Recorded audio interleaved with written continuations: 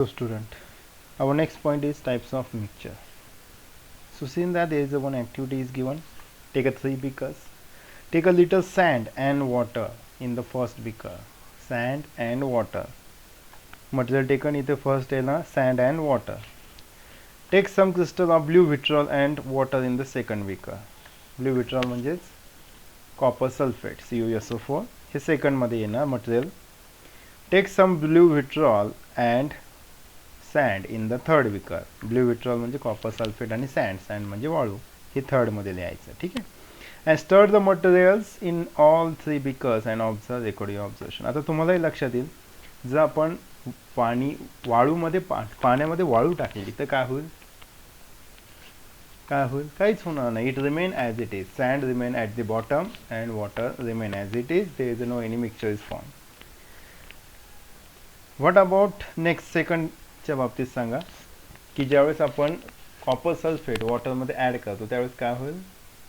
That time we have observe that it completely dissolve. याच्यात जसं मीठ पाण्यात टाकलं की विरघळून जातं, तसं याच्यातसुद्धा कम्प्लीट डिझॉल्व होणार आणि ते सहजी फक्त ब्ल्यू कलर दिसणार, त्याच्यामध्ये आपल्याला सॉलिड असं काही वेगळं दिसणार नाही. थर्ड, आपण जर कॉपर सल्फेट, निळ्या रंगाचे कॉपर सल्फेट आणि त्याच्यात जर सँड टाकली तरी सुद्धा आपल्याला दोन्हीही वेगवेगळे क्रिस्टल दिसून येतील. याचाच अर्थ काय, तर पुढे number of phases in the mixture विचारलं. फेज म्हणजे स्टेट म्हणजे लिक्विड, सॉलिड आणि गॅस, याला स्टेट किंवा फेज म्हणतात. ठीक आहे. आता number of phase in a first म्हणजे आता इथे फेज म्हणजे एक प्रकार स्टेट एकत्र झाले की वेगळे आहेत, दोन वेगवेगळ्या स्टेट दिसतात, त्याला म्हणतात फेजेस. ठीक आहे.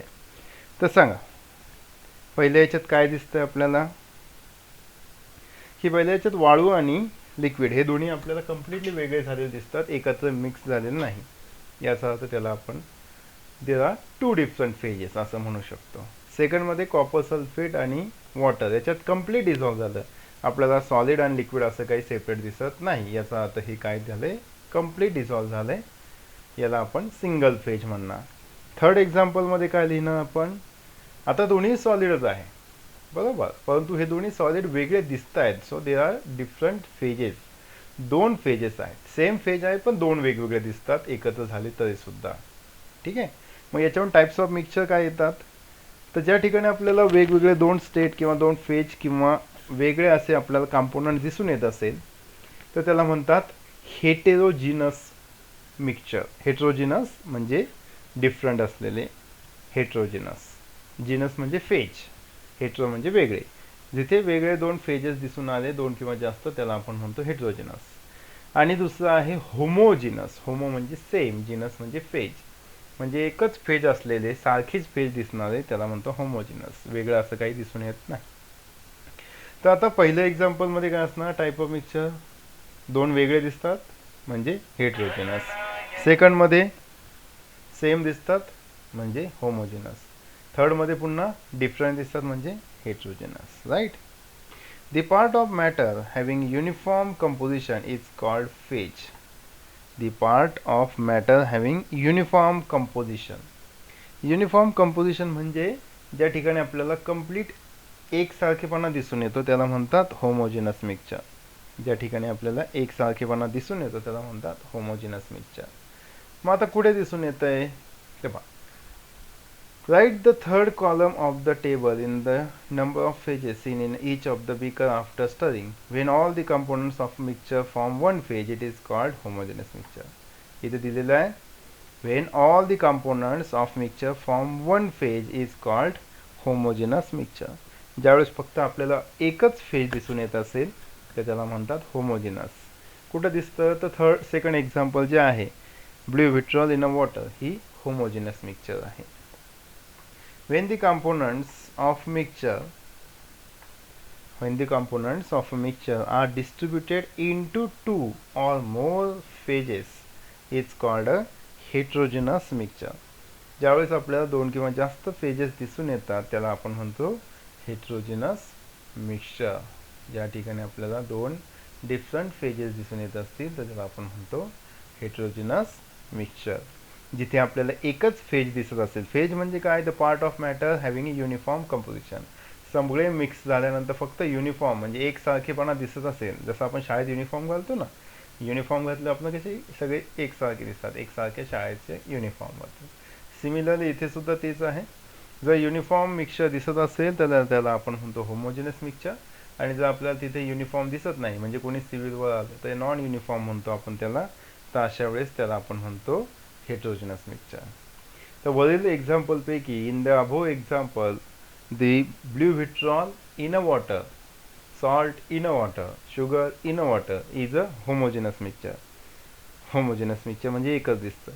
याच्या opposite sand in a water or blue vitriol in a sand, it is a heterogeneous. ठीक आहे, सोपं आहे, लक्षात ठेवा. In the above activity, after stirring a homogeneous mixture is formed in only one beaker, which is that blue vitriol in a water.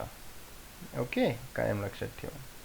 Always remember, all the particles of solid that stay together or are in a same container constitute a single phase.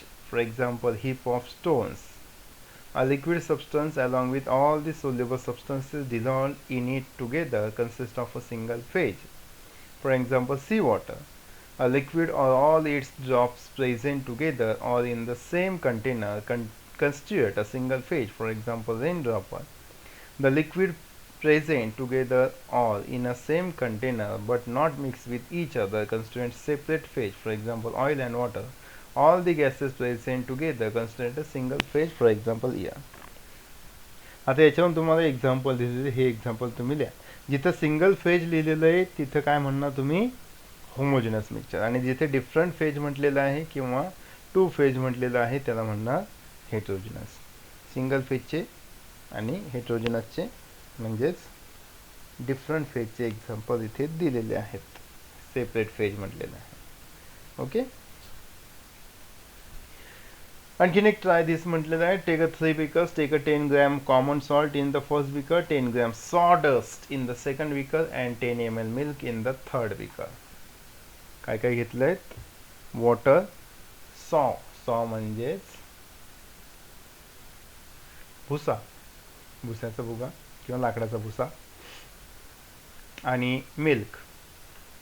Add 100 ml water to all 3 beakers and stir. Which of the mixture shows separate water phase? तर मग पुढे दिसा, जर आपण भुसा घेतला, पाणी टाकलं, आपण जर मीठ घेतलं, पाणी टाकलं आणि दुधात पाणी टाकलं तर काय दिसेल, दोन बीकरमध्ये आपल्याला होमोजिनस मिक्सचर दिसून येईल किंवा आपण त्याला म्हणतो सिंगल फेज, आणि एका ठिकाणी दिसेल different phases, separate. Place the 3 beakers in front of vertical held paper and pass a laser beam through the beaker from the opposite side. Use the laser beam under the guidance of teacher. At the same time, observe what appears on the paper in front of the beaker. Also look at the beaker from the side. Arrange 3 filtration assemblies using conical flask, funnel and filter paper for doing filtration, and stir the mixture in 3 beakers. Carry out filtration and record all the observation in following table. आता काय काय दिसेल ते पहा. इथे component दिलेले आहे beaker, बीकरमध्ये 3 state दिलेले आहे किंवा 3 कंडिशन्स आहेत, 3 बीकर आहेत. पहिला बीकर आहे salt and water, second beaker आहे saw and water, and third beaker आहे milk and water. Components of mixture आत्ताच सांगितलं. Separate aqueous phase, seen not seen. आता आपण ज्यावेळेस भुसा पाण्यामध्ये हलवू त्यावेळेस आपल्याला भुसाचे पार्टिकल दिसतात, बरोबर, परंतु ते पूर्णतः युनिफॉर्मली डिस्ट्रीब्यूट झालेले दिसतात, बरोबर. हां, जर फिल्टर आपण केलं त्याला तर आपल्याला सॉडस्ट आहे म्हणजेच भुसा जो आहे तो फिल्टर पेपरवर, त्या कागदावर वरती आलेला दिसून येईल. मिठाचं मात्र तसं होणार नाही. सॉल्ट जे आहे ते कम्प्लीट डिझॉल्व्ह होऊन जाणार, ते आपल्याला पार्टिकल्स दिसून येणार नाही. मिल्कचं सुद्धा तेच होणार. मिल्कमध्ये वॉटर ॲड केल्यानंतर आपल्याला फक्त व्हाईटिश कलरचं लिक्विड दिसेल, वॉटर असं काही सेपरेट दिसत नाही. ट्रान्सपरंट आणि ओपॅक. कोणतं ट्रान्सपरंट दिसतंय, म्हणजे आपण जर पाण्यासारखं पाहिलं, पाणी ग्लासमध्ये घेतलं आणि पाहिलं तर आपल्याला पलीकडचे थोडंफार दिसतं, त्याला आपण ट्रान्सपरंट म्हणतो. आणि दुसरं ओपॅक. ओपॅक म्हणजे अपारदर्शक, we cannot see the other side, दुसऱ्या बाजूने दिसत नाही. मग कोणतं आहे? Sawdust in water is opaque as well as milk in water is also opaque. फक्त ट्रान्सपरंट असणार सॉल्टी वॉटर. सॉल्टी वॉटर तुम्ही घरी करून पहा. Salty water. Components are separated or not separated by filtration. कोणते कंपोनंट सेपरेट होणार? Milk होईल का? नाही होणार. सॉल्ट होईल का? नाही होणार. फक्त सॉडस्ट होणार. मग याच्यावरूनच आणखीन काही तीन टाईप पडलेले आहेत सोल्युशनचे, ते आपण पाहणार आहोत. आत्ताच आपण मिक्सचरचे 2 टाईप पाहिले, होमोजिनस मिक्सचर आणि हेट्रोजिनस मिक्सचर. आता पुढे पहा सोल्युशन. आता हे सोल्युशनच तयार झाले ना, ज्यावेळेस आपण 2 सबस्टन्स एकत्र करतो सोल्युशन तयार होतं. A homogeneous mixture of 2 or more substance is called solution. पहा कोणाला सोल्युशन म्हटलंय? A homogeneous mixture of 2 or more substance is called solution. A homogeneous mixture of 2 or more substance is called solution. In the first beaker in the above activity, a homogeneous mixture of water and salt is formed. It is called a salt solution. That component of solution which is present in a largest proportion is called solvent. आता ज्यावेळेस आपण मीठ पाण्यात टाकलं, कशात टाकलं? पाण्यात. मग कशात सोल्युबल केलंय? वॉटरमध्ये. मग जो आपण लार्ज क्वांटिटीमध्ये घेतो त्याला म्हणतात सॉल्व्हंट. सोल्युशन तयार करण्यासाठी जे सबस्टन्स आपण लार्ज क्वांटिटीमध्ये घेतो त्याला म्हणतात solvent. The other components which are in a less proportion than the solvent are called solute. जे आपण कमी प्रमाणात घेतो त्याला आपण म्हणतो सोल्यूट. मग आता लक्षात आलं असेल की सॉल्ट सोल्युशनमध्ये सॉल्ट काय असणार आहे? सोल्यूट अँड वॉटर असणार आहे सॉल्वंट. जे आपण कमी प्रमाणात घेतो त्याला आपण सोल्यूट म्हणतो, जे जास्त प्रमाणात घेतात त्याला सॉल्वंट. जे कमी प्रमाणात घेतात त्याला सोल्यूट, जे जास्त प्रमाणात घेतात त्याला solvent. The process of forming a solution by mixing solute in solvent is called dissolution. विरघळणे मराठीत त्याला म्हणतात.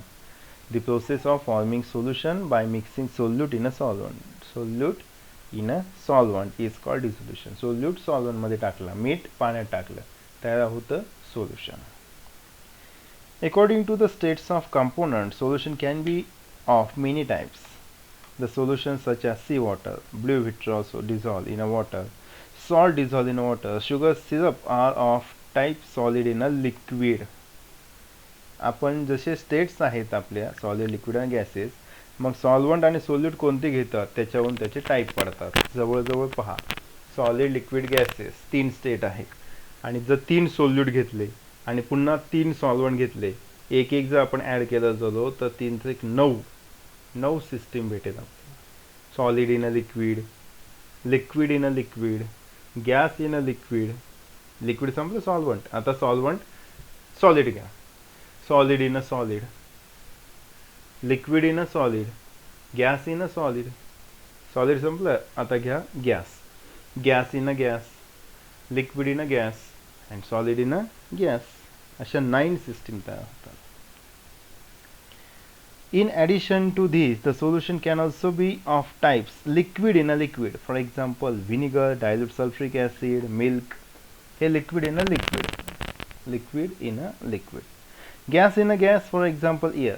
आता एअर म्हणलं की गॅस इन अ गॅस, कारण त्याच्यात ऑक्सिजन, हायड्रोजन, नायट्रोजन असे नंबर ऑफ गॅसेस आहे. Solid in a solid, for example alloy like brass, steel, stainless steel. आपण पाहिले ब्रास, कॉपर, त्याच्यानंतर टीन यांच्यापासून तयार झालेलं असतं.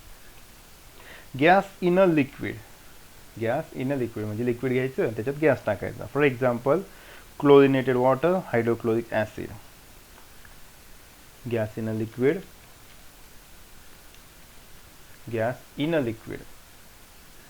मग क्लोरिनेटेड वॉटर म्हणजे आपण जे काही डिझॉल्व करण्यासाठी म्हणजे त्यातले मायक्रो ऑर्गॅनिझम मारण्यासाठी क्लोरीन गॅस पास केला जातो त्यासाठी. Similarly, hydrochloric acid. The composition of homogeneous mixture, that is to say solution, is uniform throughout the bulk. If solvent is transparent liquid, the solution is also transparent and it passes through the filter paper. जर solvent transparent असेल तर त्यामध्ये टाकून जे तयार होणारं homogeneous solution आहे ते सुद्धा ट्रान्सपरंट असणार आणि अशा वेळेस आपल्याला फिल्ट्रेशन केल्यानंतर फिल्टर पेपरवर काहीही शिल्लक राहत नाही. Next one suspension. आता सस्पेन्शन गाडीचं नाही, इथे सस्पेन्शन वेगळं आहे. In the second beaker, in the above activity of heterogeneous mixture of water and sawdust was formed. आता sawdust आणि water आपण आधीच म्हणलं ते heterogeneous असणार, कारण ते काही complete dissolve होणार नाही. भुसा आपण पाण्यात टाकलो काय विरघळत नाही. It is a mixture of a liquid and a solid. ते कशाचं मिक्सचर आहे? लिक्विड आणि solid. Heterogeneous mixture of liquid and a solid is called a suspension. Heterogeneous solution of liquid and solid. बरोबर का? फक्त याच्यासाठीचे लिक्विड आणि सॉलिडसाठी.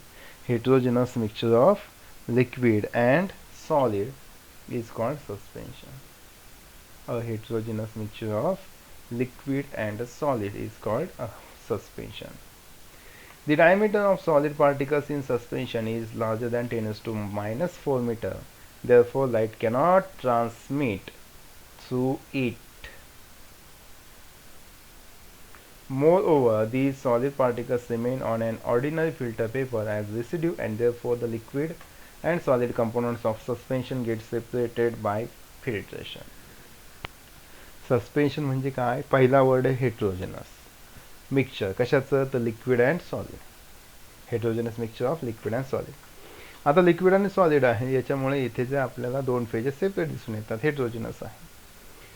ज्यावेळेस आपण याला फिल्टर करतो त्यावेळेस फिल्टरच्या वरती जो काही भुसा आहे तो जमा होणार, म्हणजेच या ठिकाणी सेपरेशन पॉसिबल आहे.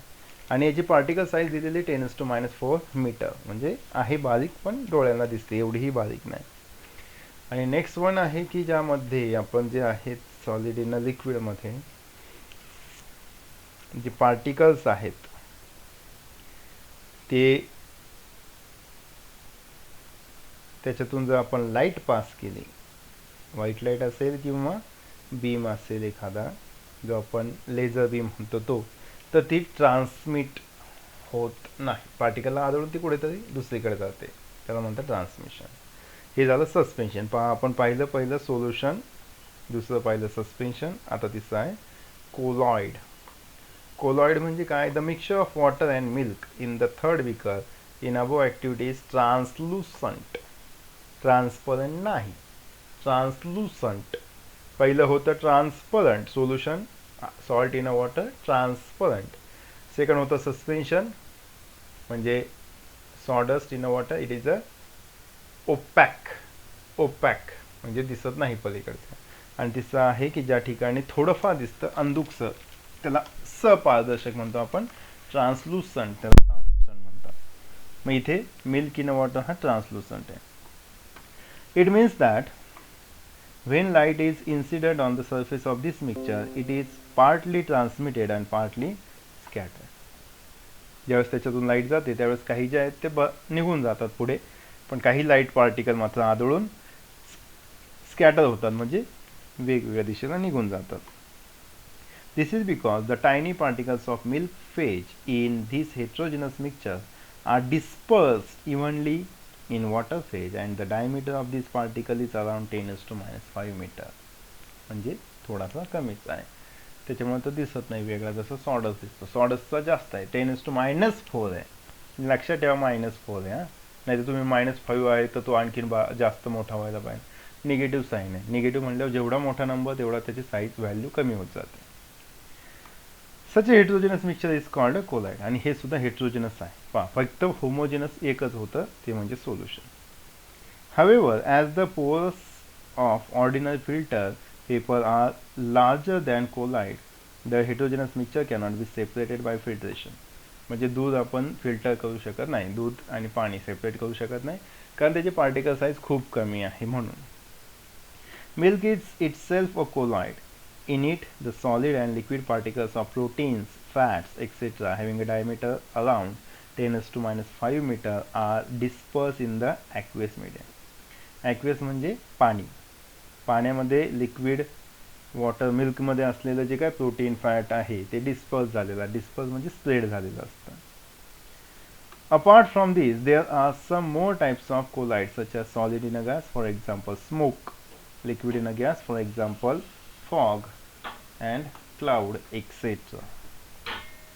फॉग माहिती आहे, फॉग म्हणजे तो सेंट नाही आहे, फॉग म्हणजे धुकं जे सकाळी आपल्याला दिसतं. त्याच्यात काही प्रमाणात दवबिंदू असतात, पाण्याची वाफ असते आणि काही प्रमाणात डस्ट असते, म्हणून त्याला म्हणलं solid in a gas. Liquid in a gas fog and smoke म्हणजे धूर. धुरामध्ये छोटे छोटे काजळीचे पार्टिकल असतात, त्याच्यामुळे त्याला म्हणतात solid in a gas. Next, let's understand the compound. While studying matter, we have seen that element is a type of matter having the simplest composition. On inspection of the composition of types compound and mixture, it is learned that they are formed from two or more units. Whether these units are in a joint state with each other or separate decides whether the matter is a compound or mixture. इथे example दिलेलं आहे पहा.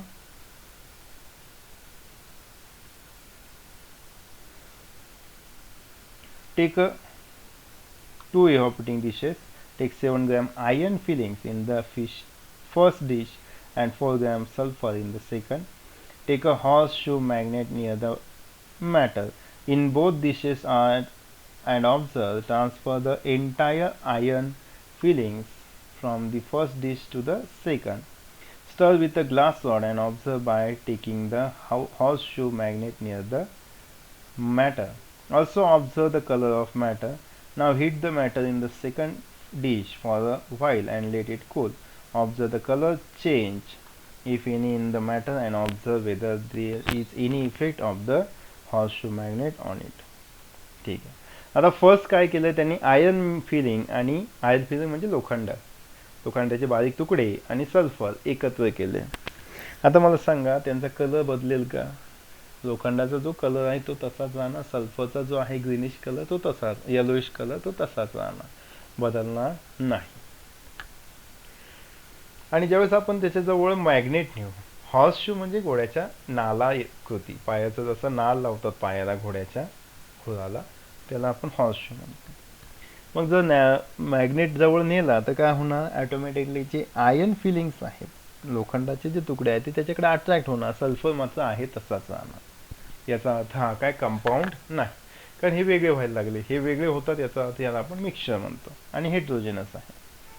Second आहे iron filling and sulphur in the dish were heated together. दोघेही heat केले तर तयार होणार आयर्न सल्फाइड FeS. आणि आयर्न सल्फाइडचा कलर चेंज होतो, जो अगोदर येलोइश होता तो थोडासा ब्राऊन ग्रीनिश तयार होतो, म्हणजे कलर चेंज होतो. आणि ज्यावेळेस त्याच्याजवळ मॅग्नेट होतो त्यावेळेस त्याच्यावर काहीही परिणाम होत नाही, कारण आता कंपाऊंड तयार झाला आयर्न सल्फाइड. आयर्नची प्रॉपर्टी निघून गेलेली आहे मॅग्नेटिक, त्याला म्हणतात iron sulphide. Okay. In the above activity on testing the matter obtained by mixing iron fillings and sulfur with horseshoe magnet, it was found that the resulting matter was a mixture of iron and sulfur and posed properties of both the components. याचा अर्थ जे पहिल्या कंडिशनमध्ये iron आणि sulphur एकत्र केले होते ते काय, फक्त मिक्स झालेले होते, दोघांचे प्रॉपर्टीज, दोनचेही कॉन्स्टिट्युएंट दोघंही सेपरेट आपल्याला दिसत होते, properties separate. Some particles were yellow, कारण ते सल्फरचे होते. They were of sulphur. Some particles were black, they were iron particles. The property of iron particles to get attracted towards magnet are unchanged. In other words, the components iron and sulfur were in free state in that matter.